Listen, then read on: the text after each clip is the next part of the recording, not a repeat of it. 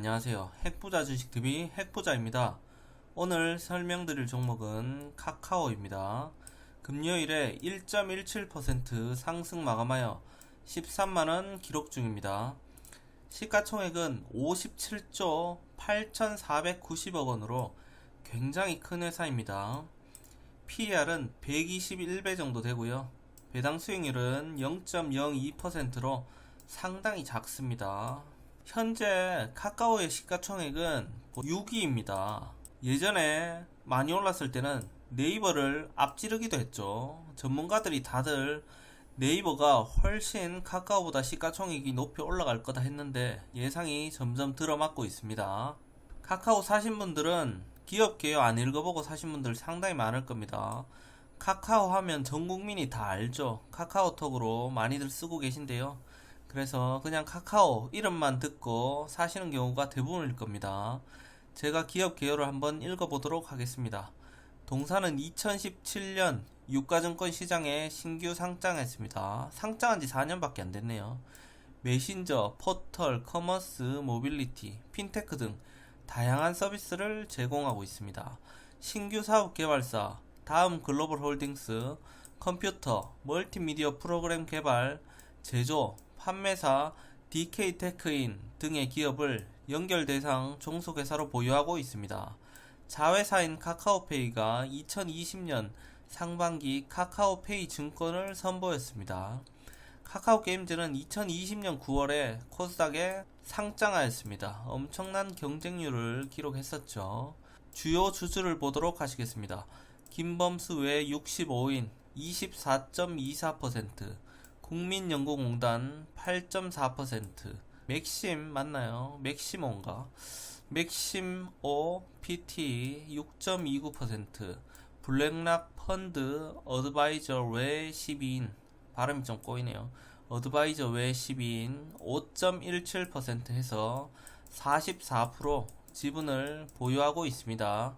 주요 재무정보를 보도록 하시겠습니다. 매출액입니다.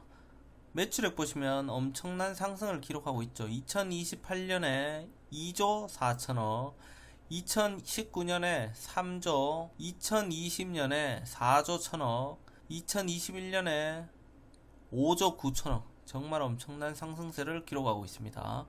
영업이익도 마찬가지입니다. 2018년에 729억 했었는데요. 3년 뒤인 올해는 8,130억 기록할 예정입니다. 10배가 넘습니다. 정말 성장은 엄청나게 빠르게 이루어지고 있다. 그리고 유보율입니다. 유보율은 작년에 13,881%, 돈도 엄청나게 남아 돌고 있다. 이렇게 보시면 되겠습니다. 카카오 뉴스 공시에 보시면 단독 카카오 골목 상권 일부 업종 철수 검토 이렇게 나와 있는데요. 기사 한번 보도록 하시겠습니다. 우리가 카카오에 대해서 자세히 알려면 또 엄청난 공부를 해야 되겠지만 이 기사를 전체 통으로 보시면서 한번 어떤 흐름으로 가져가고 있는지 보도록 하시겠습니다. 제목은 카카오 골목 상권 일부 업종 철수 검토입니다. 상권 침해 지목된 꽃배달, 헤어숍, 서비스 등 대상에 올랐습니다. 선의의 피해자 나올 우려, 모빌리티 상장 일정 돌연 연기하였습니다. 정부에서 요즘 플랫폼 규제가 거세지고 있죠. 그거에 대한 내용입니다. 카카오가 최근 논란이 일고 있는 골목 상권 서비스와 관련해 일부 철수를 포함한 종합적인 검토를 착수했습니다. 카카오 관계자는 10일 카카오 모빌리티, 카카오 헤어샵 등 카카오에서 진행되는 서비스 가운데 골목 상권 또는 소상공인들 영업과 겹치는 사업 중 철수가 가능한 것이 무엇인지 따져보고 있다고 밝혔습니다. 지난 7일 국회에서 열린 플랫폼 대기업 관련 토론회에서 언급됐던 사업들이 주요 검토 대상입니다. 당시 토론회에선 카카오 택시, 카카오 헤어샵, 카카오 VX가 거론됐습니다. 실제로 카카오의 자회사인 카카오 모빌리티는 추진 중이던 상장 관련 일정을 돌연 연기했습니다. 지난 9일 밤 카카오 모빌리티는 주관사 선정을 위한 입찰 제안서 제출 시한을 연기한다고 국내 증권사들에 통보했습니다. 당초 10일이었던 제안서 제출 시한을 17일로 변경했는데 마감일 직전 저녁 9시에 통보한 것은 이례적이라는 반응이 나오고 있습니다. 카카오 모빌리티의 경우 여객 서비스 외에도 다양한 사업에서 철수 가능성을 검토하고 있는 것으로 알려졌습니다. 카카오 모빌리티는 올해 들어 택시나 대리기사를 부를 수 있는 카카오티 앱에서 여러 방면으로 사업 확장을 추진해 왔습니다.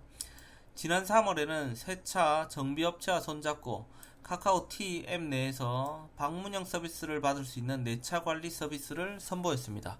이어 4월 관련 업체들과 손잡고 기업 간 거래 B2B 서비스죠. 카카오티 비즈니스를 통해서 꽃, 간식, 건강 간편식, 도시락 등 배달 서비스를 제공하고 있습니다. 지난 6월에는 카카오티 퀵 택배 시범 서비스를 시작하며 소화물 중심 물류 영역으로 사업을 확대하고 있습니다. 지난 7월에는 카카오티 퀵을 전국으로 확대하고 한진과 택배 서비스 고도화를 위해 양해각서, MOU를 체결하는 등 사업 확장을 추진해 왔습니다. 정말 사업은 굉장히 잘하는 것 같습니다. 하는 것마다 다 분위기가 괜찮고요. 이 중에서 골목상권 침해로 논란이 큰 사업들을 대상으로 여러가지 방안을 따져보고 있습니다. 이미 다른 사업체들과 계약을 맺고 있어 다양한 가능성을 고려해야 하기 때문입니다. 선의의 피해자가 나올 가능성도 염두에 둬야 하는 상황이고요. 카카오 관계자는 사실 카카오 헤어샵의 경우 첫 이용 때만 25% 수수료를 받을 뿐이고 그 뒤로는 무료라면서, 문제는 이 사업을 철수하게 되면 무료로 활용했던 간편한 예약 서비스를 더 이상 받지 못하는 미용실 업주들이 반발할 수 있어서 이 부분도 따져봐야 한다고 했습니다.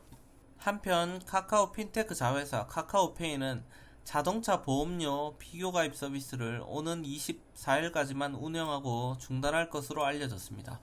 지난 7일 금융당국이 플랫폼 보험 비교 서비스를 광고가 아닌 중개라고 결론을 내린 데 따른 결정입니다. 검색 엔진을 대량 살상 무기로 비유를 했습니다. 알고리즘의 횡포를 꼬집은 공정위. 토론회를 열고 불공정 지적을 하였습니다. 온풀법, 전상법 처리를 강조하였고요. 업계에서는 검색 규제 움직임에 대해서 반발을 하였습니다. 알고리즘은 핵심 영업 비밀이라고 밝혔습니다. 여당인 더불어민주당을 중심으로 카카오 등 온라인 공용 플랫폼 기업에 대한 공세가 거센 가운데 주무부처인 공정거래위원회도 재차 규제 강화에 힘을 싣고 나섰습니다. 이제 시작이죠. 특히 공정위는 시장을 지배하는 플랫폼 업체들의 검색 알고리즘에 투명성 확보 문제를 부각시켰습니다. 예전에 네이버 관련해서도 이 문제에 대해서 많이 언급했었는데요. 이제 점점 규제를 하려고 하고 있습니다. 심판과 선수 역할을 동시에 하는 일부 플랫폼 업체가 자사에 유리한 방식으로 게임의 룰인 알고리즘을 조정, 왜곡하는 것을 집중 감시하겠다고 경고를 하였습니다. 10일 공정위는 한국산업조직학회와 공동으로 검색 알고리즘의 공정성, 투명성과 경쟁 이슈를 주제로 학술 토론회를 개최했습니다.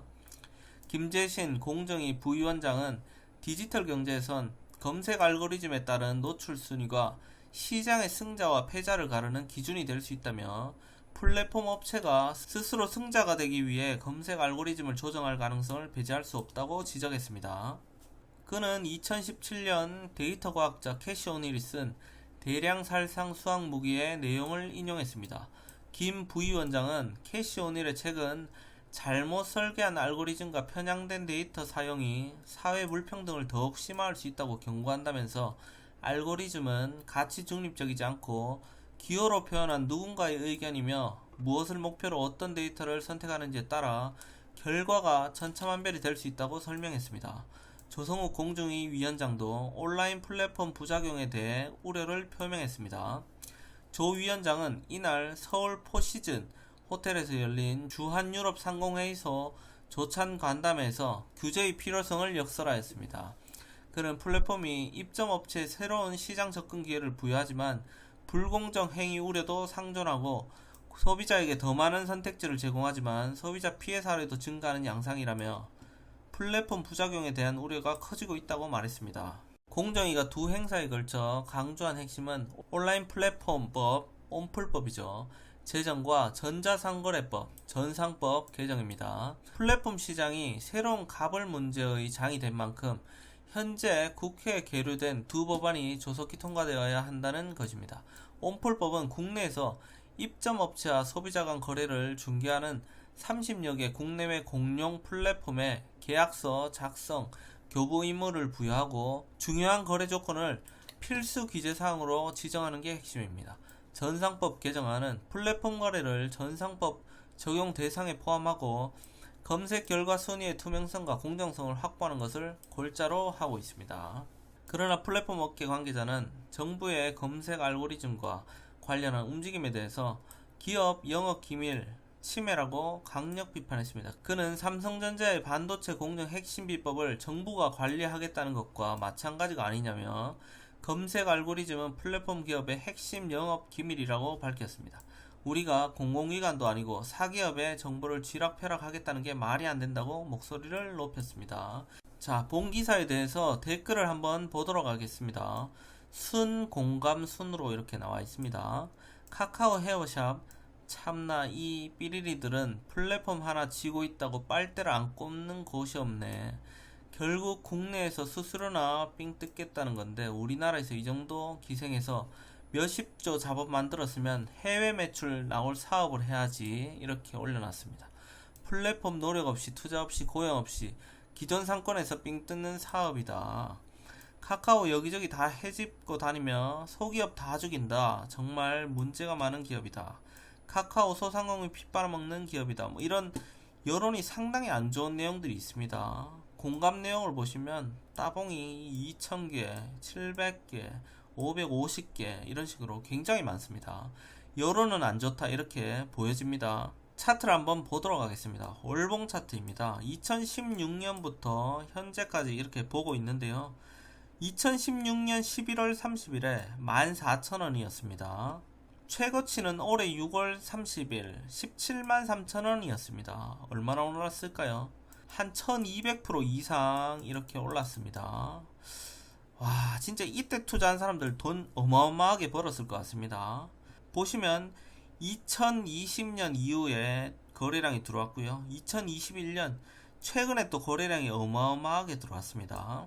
뒤에 들어오신 분들도 조금 빨리 들어오신 분들은 엄청나게 수익을 기록했을 거라 이렇게 생각이 됩니다. 주봉 차트를 보도록 하시겠습니다. 작년 7월부터 현재까지 보시면 21선을 타고 계속 올라갔습니다. 정말 5일선 타고 올라갈 때도 대부분이었기 때문에 굉장히 가파르게 올라갔다고 보시면 되겠습니다. 최근에 21선을 깨고 밑으로 내려왔습니다. 일봉 차트를 보도록 하시겠습니다. 올해 6월부터 현재까지 보시면 6월 24일에 최고치 173,000원을 기록을 했고요. 그 이후로는 이제 21선을 깨면서 하락 추세로 전환을 하기 시작했습니다. 8월 중순쯤에는 이동평균선을 수렴하면서 방향을 어느 쪽으로 잡을 것인가 이렇게 하고 있었는데요. 방향을 조금 위쪽으로 잡는가 싶었는데 최근에 정부에서 규제 내용이 나오면서 주가가 급락을 하고 있습니다. 제 개인적인 견해를 말씀을 드리겠습니다. 장기로 보시는 분들은 뭐 이런 유동성은 신경을 안 쓰시겠죠. 왜냐면 지수가 이런 식으로 가지 않습니까? 그러면 주식에서 유동성은 항상 있는 법이죠. 그래서 지수 평균보다 훨씬 높게 올라가는 경우도 있고 훨씬 낮게 가는 경우도 있겠죠. 그렇지만 자본주의 사회에서 화폐 가치는 지속적으로 하락하고 증시는 장기적으로는 우상향하고 있습니다. 그래서 장기로 투자하시는 분들은 크게 신경을 쓰지 않으실 거라 생각이 들고요. 혹시라도 고점에 물리셨다 이런 분들은 추가 매수를 하시면 안 됩니다. 계속 기다리셔야 됩니다. 주가는 특징이 있습니다. 이렇게 급락하는 종목들은 하락을 하게 되면 하락 이후에 자리를 잡아야 됩니다. 이런 떨어지는 자리에서는 진입을 하시면 안 됩니다. 자리를 잡고 반등하는 구간에서 추가 매수를 하든지 그렇게 해야 됩니다. 왜냐하면 이렇게 고점에서 물린 물량들이 있고 떨어질 때 물린 물량들이 있으면 상승을 할 때 본전 심리 때문에 계속 파는 경향이 생깁니다.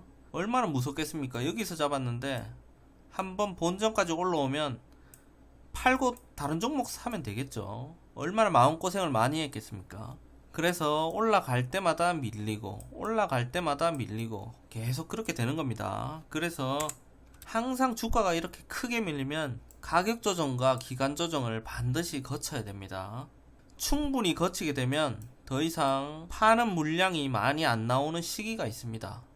그러면 그런 시기에서부터 조금씩 이렇게 모아가는 겁니다. 모아가면 또 좋은 종목은 시간이 지남에 따라 자연스럽게 또 주가가 올라가는 거죠. 현재 없으신 분들은 첫 번째 맥점이 이전 저점이죠. 109,000원에서 매수를 하시면 되는데 조금 그 전부터 올려줄 수도 있겠죠. 그래서 109,000원부터 115,000원 사이에서 1차적으로 매수를 하시면 됩니다. 2차 맥점은 이전 밑꼬리 말아 올려줬던 지점 9만원에서 1차 추가 매수를 하시면 되고요. 3차 맥점은 이전 저점 65,000원 정도 됩니다. 2차로 추가 매수를 하시면 됩니다. 정말 단순하게 생각해서 처음 매수 자리에서 한 줄을 사고 두 번째 매수 자리에서 두 줄을 사고 세 번째 매수 자리에서 5줄을 사면 우리가 장기적으로 봤을 때 주식으로 돈을 잃을 확률은 상당히 줄어들 겁니다. 그러니까 주식을 하실 때 꼭 무리하지 마시고 확실한 종목을 내가 잡고 이후에는 확실할 때 그때부터 천천히 들어가는 겁니다. 중장기로도 어떻게 될지 예상은 해보고 들어가셔야 됩니다. 단기적으로 보실 분들은 5% 수익을 잡으시고 상승을 기대하시면 되겠고요. 중장기로 보실 분들은 실적과 업황을 모니터링 하시면서 지속적으로 종목을 보유하시면 되겠습니다. 그럼 오늘 카카오 영상도 1%라도 도움이 되셨다면 좋아요, 구독하기 꼭 눌러주시고요. 이메일 주소가 나갈 때 편하게 문의를 주시면 성심성의껏 답변 드리도록 하겠습니다. 종목 문의를 주실 때는 평균 단가와 비중을 꼭 적어서 메일을 주시면 감사하겠습니다. 그럼 수고하셨습니다.